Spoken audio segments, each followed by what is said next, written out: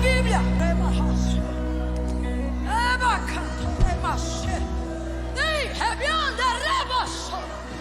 Falar autoridade desse jeito parece que falou doce.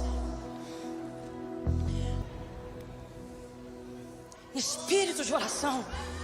Eu disse, e com muita clareza o Espírito Santo disse: autoridade. Que eu estou dando autoridade nesse processo. Você pensa que está fracassando, pensa que está naufragando. Só que Deus te trouxe hoje aqui para dizer: não, eu estou usando esse processo, porque o que eu vou te... Autoridade não é uma coisa que você ganha, autoridade é uma coisa que você conquista. Autoridade não é como um dom, que autoridade você conquista, você desenvolve. E o que é autoridade? Direito de exercer poder. Não estou exercendo poder porque eu quero, senão autoridade. Não suportamos pessoas autoritárias. Por quê? Se autoridade é direito de exercer poder, tal autoridade, se poder para ser vivido, ele precisa ser eixo.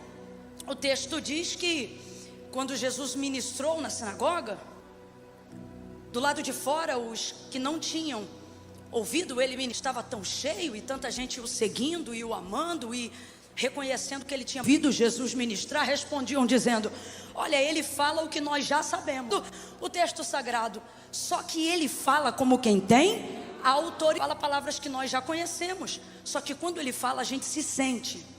Ser com Jesus, porque Jesus é o verbo vivo que se fez carne. Então não é um bordão de pregador, isso não é uma gíria, isso é uma realidade. O que ele estava querendo dizer é: eu e essa palavra somos a mesma pessoa. Então é muita autoridade. Por ser o Filho de Deus, isso não eximiu ele de ter que conquistá-la. Ele não eximiu-se.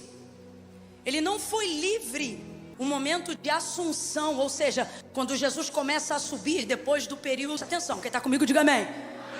Se você observar essa fase do ministério de Jesus, você vai ver o seguinte acerca dele: que à medida que ele ia subindo, por ele havia um demônio que tinha uma área de autoridade, de legalidade aqui na terra, dando a ele absolutamente tudo que temporariamente estava por causa da morte de cruz.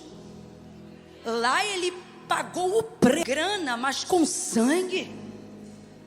Naquele momento, depois mesmas paixões que qualquer homem, porque ele estava revestido de corruptibilidade humana, em nada lhe foi achado falta alguma, nunca pecou. Então tudo isso foi um caminho de conquista. Quando ele triunfa no Calvário e ressuscita ao terceiro, aí veja, esse dado não é antes disso tudo. Esse dado é de conquista. Não foi lhe dado como quem herda, foi lhe dado como quem merece.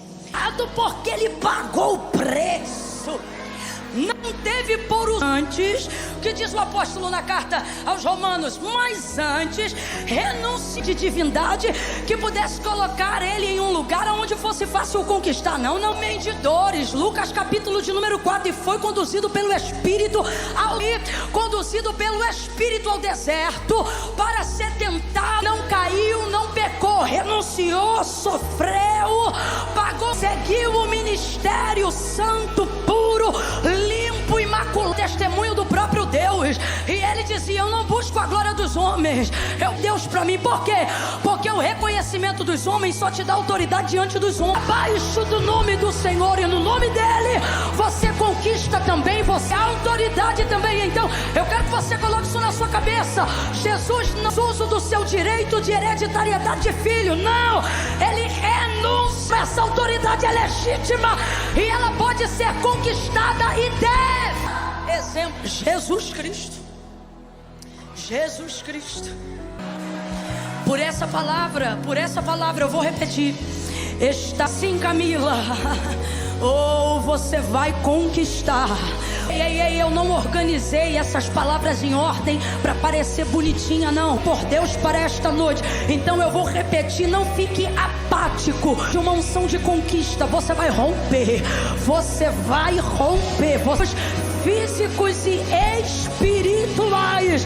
Porque à medida que você avança, conquiste. Vou contar de 1 a 3, você vai gritar pro vizinho aí: conquiste. No 3. É 1, é 2, é 3, diga. sussurrando: autoridade, autoridade, autoridade, autoridade, autoridade. Então o que é autoridade? Autoridade é direito de exercer poder. E não como se fosse lhe dado como um presente ou como um privilégio que não requer esforço.